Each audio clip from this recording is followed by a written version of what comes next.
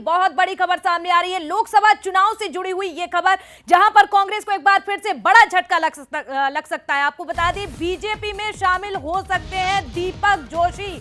बड़ी खबर है, बंसल न्यूज पर सबसे पहले आपको बता रहे हैं, दीपक जोशी आपको बता दें पार्टी का दामन छोड़ सकते हैं। कांग्रेस को बड़ा झटका लग सकता है। पूर्व सीएम कैलाश जोशी के बेटे हैं दीपक जोशी, जो कि आपको बता दी यहां पर बड़ा झटका कांग्रेस को दे सकते हैं। बंसल न्यूज से बातचीत में ये संकेत भी दीपक ने दिए हैं। तो देखिए, बंसल न्यूज से खास बातचीत भी हुई है और यहां पर दीपक ने ये संकेत भी दे दिए हैं। तो मेरे क्षेत्र के कार्यकर्ता यही चाहते हैं, दीपक जोशी जो कि विधानसभा चुनाव से पहले आपको याद होगा कांग्रेस में शामिल हुए थे, और अब देखिए लोकसभा चुनाव नजदीक है, ऐसे में दीपक जोशी एक बार फिर से बड़ा झटका दे सकते हैं कांग्रेस को। और विधानसभा चुनाव से पहले कांग्रेस में दीपक जोशी गए थे, लेकिन अब एक बार फिर से बड़ा झटका पार्टी को लग सकता है।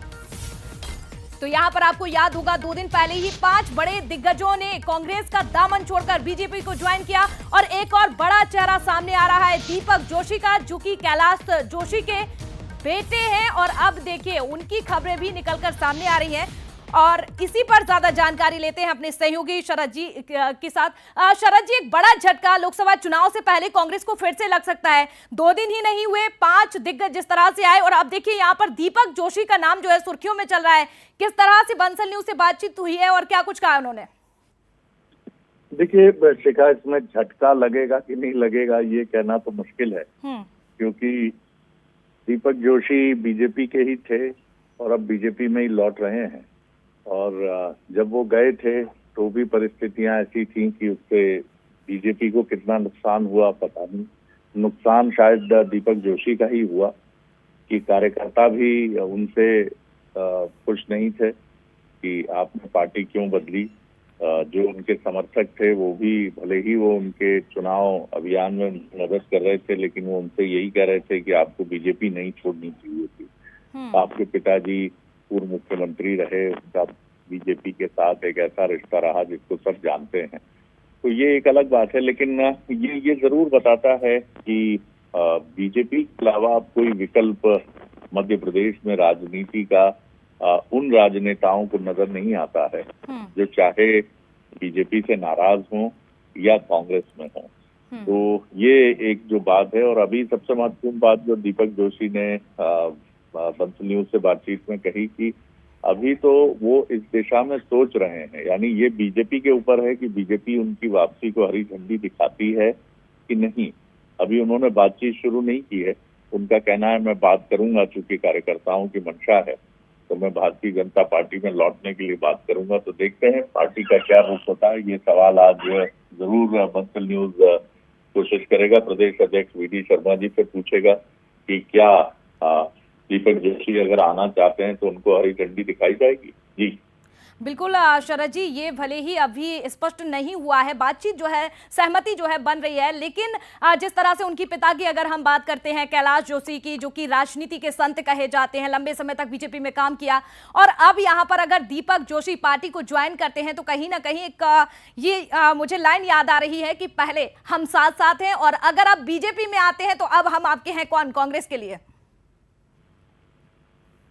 देखिए, अभी और भी कुछ स्थानीय जो कुछ वहां के नेता हैं वो भी भारतीय जनता पार्टी का दामन थामने के इच्छुक हैं, और दीपक जोशी के साथ कुछ उनके समर्थक जो हैं, स्थानीय नेता जो पूर्व के बीजेपी के हैं, वो भी भारतीय जनता पार्टी में आने के इच्छुक तो होंगे। लेकिन अभी ये चीज सिर्फ एक मनोदशा बनी है दीपक जोशी की और उनके समर्थकों की। अब वो भारतीय जनता पार्टी से चर्चा करके आगे बढ़ेंगे इस दिशा में। जी बिल्कुल, और यहाँ पर दीपक जोशी आते हैं तो बड़ा ही झटका जो है पार्टी को लग सकता है। और देखिए शरद जी, यहाँ पर बड़ी बात ये हो जाती है कि 2 दिन ही नहीं हुए, 5 दिग्गज आए। सुरेश पचौरी को भी हमने सुना था, जिस तरह से यहाँ पर बड़े दिग्गज जो है पार्टी को थाम चुके हैं। अब लेकिन अगर दीपक जोशी भी आते हैं तो क्या इन्हें भी कुछ तोहफा दिया जाएगा? क्योंकि एक बार फिर से घर वापसी अपनी करेंगे तो निश्चित तौर पर जब बदलाव होते हैं तो यहाँ पर कुछ उन्हें क्या लगता है, कुछ ऐसा तोहफा पार्टी की ओर से? स्थितियां जब बदलती हैं तो ये सामने वाली पार्टी के ऊपर रहता है कि वो पार्टी क्या तय करती है या तय नहीं करती है। तो तो ये कहना कठिन है कि दीपक जोशी जी को क्या मिलेगा, क्योंकि ये वापसी जो है बेशर्त वापसी ही होगी, इसमें कोई शर्त शामिल नहीं होगी।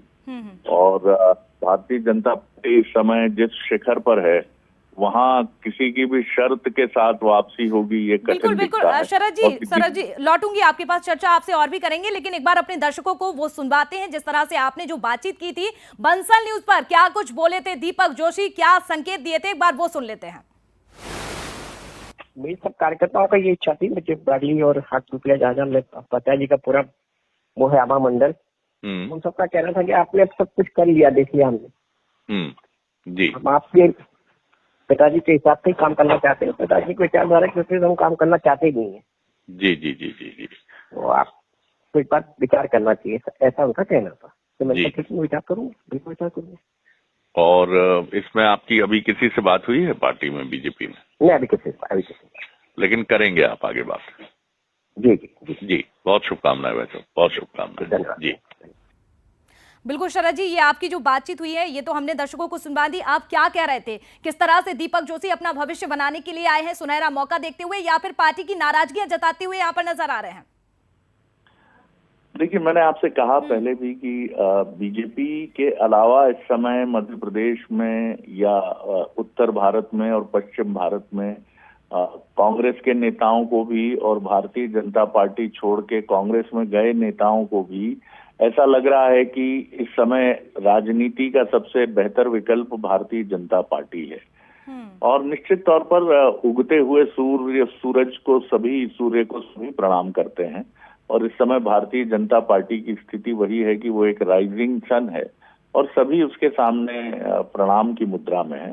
तो दीपक जी का भी जो फैसला है वो उसी दृष्टि से है कि भारतीय जनता पार्टी जिस तरह से इस समय लोकसभा चुनाव में उत्तर और पश्चिम भारत में और यहाँ तक कि दक्षिण भारत में भी एक अच्छे प्रदर्शन, दक्षिण भारत में अच्छे प्रदर्शन, पहले से बेहतर प्रदर्शन की तरफ, और उत्तर और पश्चिम भारत में तो रिकॉर्ड बनाने की दावे सामने आ रहे हैं। तो इस स्थिति में उनके पास कोई विकल्प क्या होगा, तो आप इसको इसी रूप में देखें और समझें। जी बिल्कुल शरद जी, लेकिन अगर वो दीपक पार्टी को ज्वाइन करते हैं तो बीजेपी के लिए तो ये अच्छी बात है, खुशखबरी भी है, लेकिन कांग्रेस को बड़ा झटका लग सकता है और चिंतन करने की भी यहाँ पर जरूरत है पार्टी को, जिस तरह से लगातार दिग्गज जो हैं छोड़ते जा रहे हैं। बहुत धन्यवाद आपका जुड़ने के लिए, तमाम जानकारी देने के लिए। तो देखिए, ये बड़ी खबर है एमपी से जुड़ी हुई, क्योंकि दीपक जोशी की चर्चा चल रही है कि वो बीजेपी में आ सकते हैं, लेकिन देखना होगा कि आखिर क्या कुछ होता है। चलिए इसी के साथ आगे बढ़ेंगे।